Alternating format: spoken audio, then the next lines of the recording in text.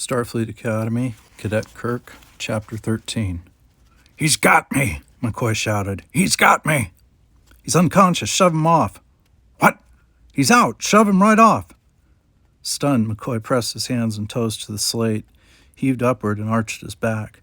The man called Genevieve rolled off his back like a sack of sand. "Are you hurt?" Jimmy Kirk knelt beside him. "No, I don't think so. What have you got?" "It's his laser rifle." Jimmy cradled the weapon, picked at its controls. "Self-defense isn't exactly your best thing at the academy, is it, sir?" "Why should it be? I'm a medic, not a sumo wrestler." "Rats." Jimmy held the weapon out. "It's got a numerical safety. We can't use it without knowing the combination." McCoy gestured at the unconscious man. "You mean the jolly red giant here knows the numbers, and that's the only way the laser rifle can be fired?" "That's what I mean," Jimmy said with his teeth clenched. "So it's useless?" "Not quite. This is what I smacked him with." "Leave it here, then." "Not a chance. We might be able to figure out something. If nothing else, they'll be deprived of one weapon." "Did you shut down the tractor power?" "Yes. We should be able to get away now." McCoy shivered in the chilly air blowing from inside the smashed window. "Assuming we can steal one of their runabouts." "And we'll have to destroy the other one," Jimmy said as he straightened up. "Why?" "To maroon those men here until we can send the authorities."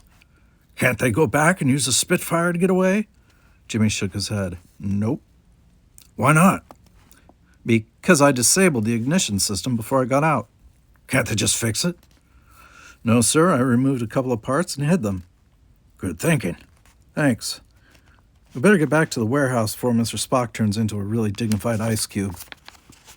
"Or before they find him." "Right. And what do you say we do a little damage on the way?" Joe, 5 of the buildings are on fire. I can't get the fire extinguisher system to come on. And the complex automatic defenses are crashed. Joe, can you hear me? Joe, over here. There's acid spilled all over the near space communications unit, and somebody smashed all the handheld communicators. We got no way to talk to each other anymore. Hey, Joe! Clag says to tell you all the liquid fuel's been spilled out. Somebody punched holes in every single drum. Joe, up there, the tractor's down. I can't get the beam to broadcast anymore. It's got to be those Starfleet cadets. Okay, all of you, shut up for a minute. Joe Swingle shook his hands in the air, then rubbed his short haircut. Around him, his men quit giving him all these nasty reports of things going wrong. Crawler, what's going on up there? He looked up to the top of the tractor beam emission tower they'd rigged. It had taken more than a week to rig up that tower, and now the stupid thing suddenly wasn't working. Crawler climbed down from the beam tower, shouting all the way, "The power's cut off! Far as I can tell, everything up there is working, but there's just not any juice coming through."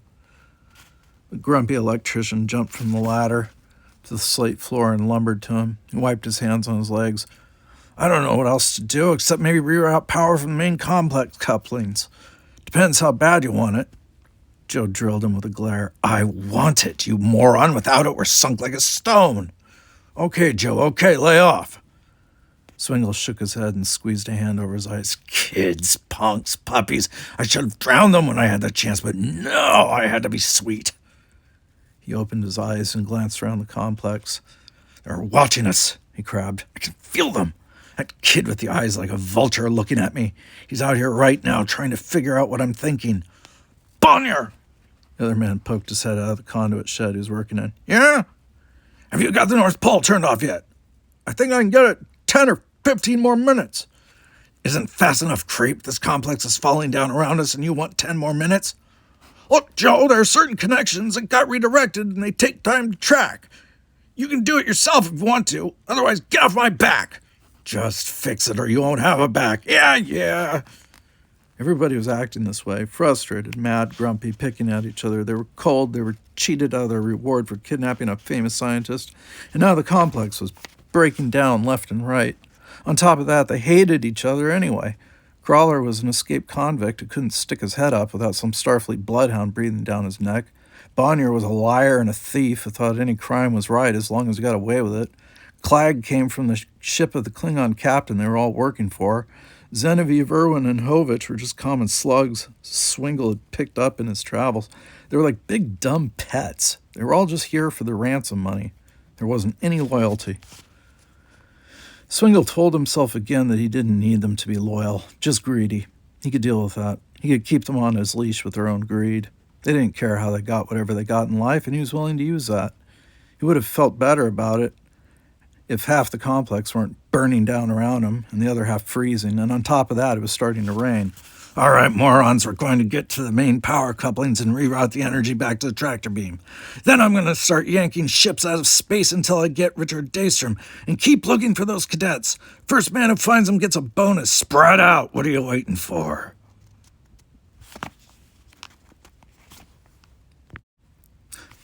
Wait, we can't get back. Why not? See that light glowing over there? That's an infrared sensor. If we move, they'll be able to see us clear as daylight. What can we do? We can't stay here, that's for sure. No, we'll have to take the long way around. Keep out of its eye. Look, there's Swingle. In the farthest corner of the courtyard, behind a cement cistern of some kind, probably used for collecting and testing rainwater, McCoy huddled behind Jimmy Kirk.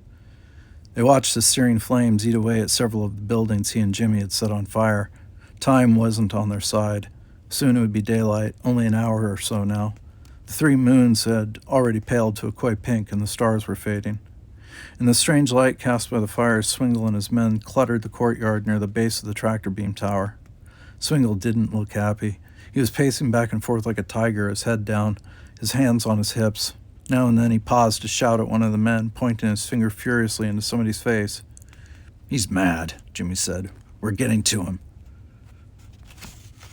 I wish I knew whether that was good or bad, McCoy said. Look at that. Half the complex is burning now. You're a real troublemaker. Anybody ever tell you that? Plenty of people. My father mostly. The crackle of flames whispered softly across the courtyard. A light rain began to drizzle passively, steaming against the cold building and fizzling on the hot ones. McCoy gazed at him. Some kids had to grow up awfully fast. He got the feeling he was crouching next to one who had done just that. They're moving out, Jimmy said then, pointing to the 6 men who were hurrying away now. Where would they be going? Looks like they're heading for the main power generators. Why would they do that? Probably trying to make their beam work again, I'd guess. Can they do that? Don't ask me. I'm no Vulcan. Yeah, Jimmy sighed. Speaking of Vulcans, we better go get Ensign Spock. He's so fascinated by those weather programs, he probably wouldn't even notice if these criminals walked right in on him. We'll get him out of there, then we can steal one of their vessels and leave the planet. If they get the tractor beam back up, we won't be able to go anywhere. Don't worry. I'm not going to let them get it back up. I was afraid you'd say that. Did you start the rain, sir? Yes, I did cause the rain, Cadet. Ensign Spock pressed his spine up against the side of a building and glanced out at Atlantis Outpost's main power couplings.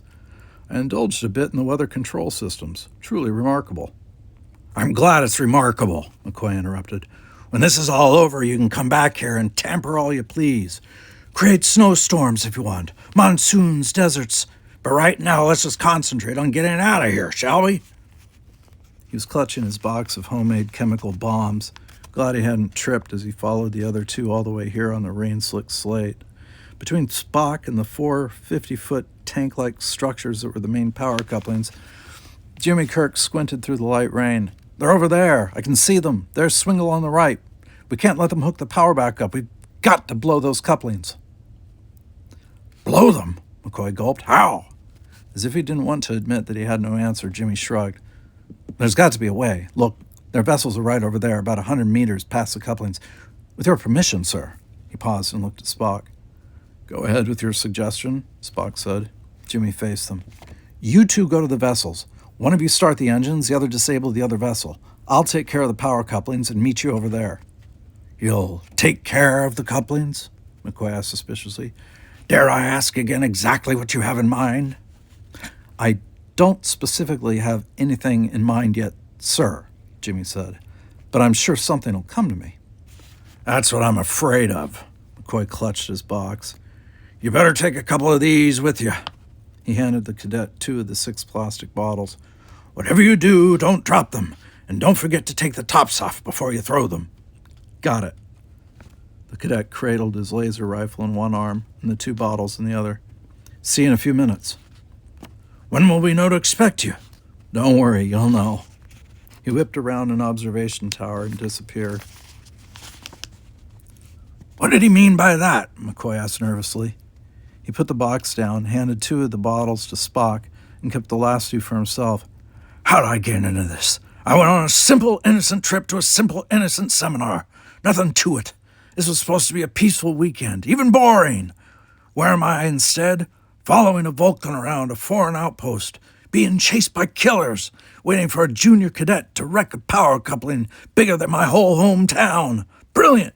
You tell me what regulation says we should take crazy chances like this. Spock ducked under an awning and hurried between a pair of refrigerator units.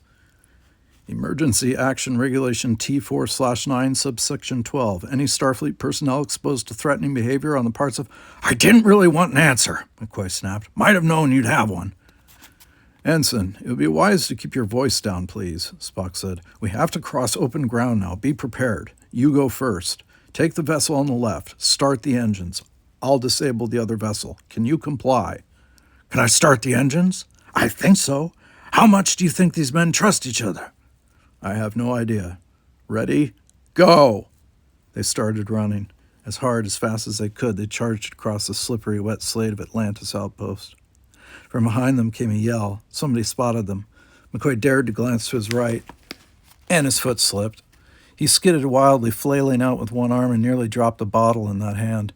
Just as he regained his balance, a laser bolt streaked across the compound and grazed a metal wall, sending sparks burning over McCoy's face and hair. He ducked, barely in time to be missed by a second bright bolt.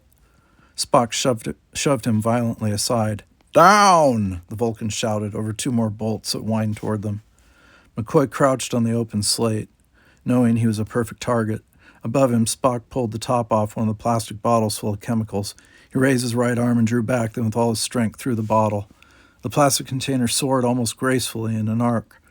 Some of the contents spewed out as it tumbled in midair, but most of it stayed inside. As 3 of Swingle's men ran across the slate of grounds, the bottle landed perfectly in the middle of the triangle they formed. Poof! A chemical cloud exploded between the men, dousing them with choking ammonia and sulfur vapors. They staggered away, doubled over and coughing violently. The white and yellow cloud spread like a living thing. Go! Spock called to McCoy and caught him by the arm. They heard Swingle's men coughing and yelling behind them. More are coming, McCoy shouted. He twisted around, popped the cap, and threw one of his own bottles. He escaped just as the putrid cloud puffed up in the path of the other men chasing them. He heard the men swearing and choking behind him as he ran through the rain. Luckily, there was just enough rain to make him and those men uncomfortable, but not enough to ruin the clouds of his stink bombs. Poof, poof! 2 more stink bombs went off near the bases of the power couplings. Jimmy! McCoy and Spock were almost to the 2 small runabouts, and at the last minute split up. McCoy dashed to the vessel on the left, and Spock to the one on the right. Once inside, McCoy felt terribly alone as he picked at the controls. Could he start this vehicle? He wasn't a pilot. There it was, the ignition. He pushed it with his thumb, and the vessel hummed to life. All the control lights and the navigational computer popped on. McCoy slid out of the pilot's seat and rushed to the hatch. I got it started, he shouted. Spock appeared in the hatch of the other vessel. Acknowledged. This one is disabled. The Vulcan jumped out of the little craft and peered across the compound, where laser bolts were dancing wildly near the power couplings. Someone was shouting, No, no, no, no! Sounds like Swingle, McCoy panted as he joined him. They're not chasing us anymore. Look, they're all over there looking for Jimmy. Can you see him? McCoy squinted through the haze of rain. Yes, there he is. Oh, no. What's he doing? Look, he's running right in front of the power couplings. He's making a target of himself. No, no, Swingle's voice carried across the grounds. More laser bolts speared through the air between Swingle's men and power couplings. In a flash of laser fire, McCoy could see the compact form of Jimmy Kirk dashing right across the front of the power plants. That's stupid, McCoy gasped. That crazy kid's making them shoot at him. At the power couplings, Spock corrected, obviously more upset than he wanted to show. He'll be killed. Suddenly, one of the couplings began to wheeze. The protective skin had been breached. Alarms started going off like wild animals shrieking, then more alarms, danger bells, and warnings, and a computer voice echoing all over the station. Danger, danger, core breach, explosion imminent, evacuate immediately, minimum safe distance is 2 kilometers. Danger, danger. Starfleet Academy, Cadet Kirk, Chapter 14. The tops blew right off 3 of the power coupling towers like volcanoes spewing hot gas. In seconds, there would be an explosion and all the towers would ignite each other. As the towers flamed and the alarms rang madly, and the computer voice calmly instructed them to get the heck out of here, McCoy and Spock stood together, waiting anxiously and watching. In the courtyard, sparks and bolts and clouds of stinky stuff kept them from seeing what was going on, but they could hear Swingle yelling in pure rage, "You're finished, kid! It's over! Where are you, you little flathead?" McCoy shivered at the sound of the threats. He jumped when a form appeared nearly beside him out of the rain. "Jimmy Kirk!" The cadet brushed hot sparks off his sleeves. "We're winning," he stated calmly. "Winning?" McCoy choked. "They're madder than before." "Cadet," Spock began, "when did I order you to take such risks at baiting them to fire at you?" Jimmy blinked at the Vulcan. "I thought it was implied, sir. I couldn't shoot at the coupling, so I got them to do it for me." "Risky," Spock assessed, "but obviously effective. The tractor is down permanently. Now that you've sufficiently enraged our hosts, we should make our escape." He gestured toward the humming vehicle on the left. McCoy put one foot on the hot hatch ramp and started up, then noticed that Jimmy was gazing back across the compound instead of following him and Spock inside. Spock doubled back to Jimmy. "Cadet?" "Sir." "Speak up. Time is not on our side." "Sir, I don't want to—" The young man gazed longingly across the compound, no longer interested in the spewing energy field or the fires or even the angry men rushing back and forth across the slate yard.